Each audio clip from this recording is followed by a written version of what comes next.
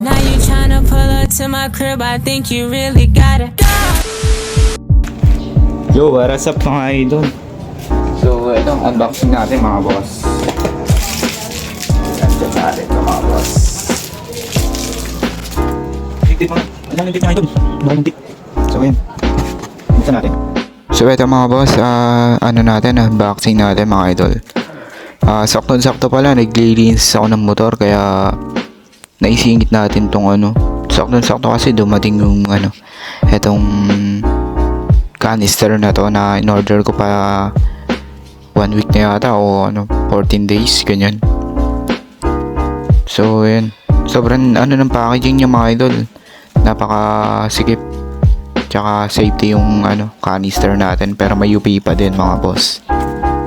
Pero goods na din kasi syempre ano lang naman mura, tapos ano lang, isang gamitan lang sa show. Ayun lang naman mga idol. So ayan mga boss, napakaganda niya mga idol pag pagbago. Ayun sobrang parang legit. Pero hindi talaga siya siguro pagka uminit na yan, magpe-fade yan, pati yung titanium na yan. Magpe-fade yan. So ito na nga siya mga idol. Ayan, ano siya, screen type, ay tube type pala mga boss. Ayan siya mga boss. So gago!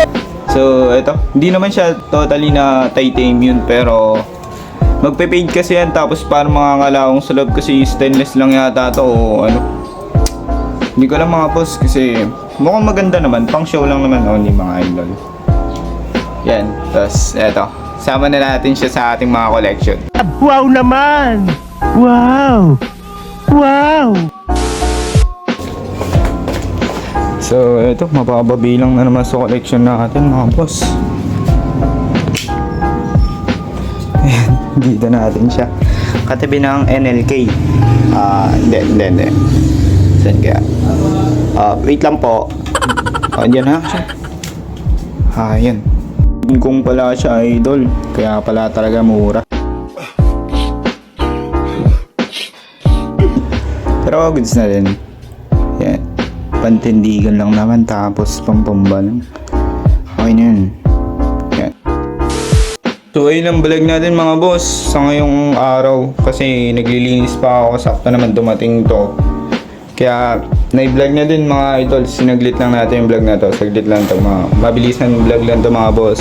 So see you next vlog ulit mga idol, pagkakabit na natin tong fight na to.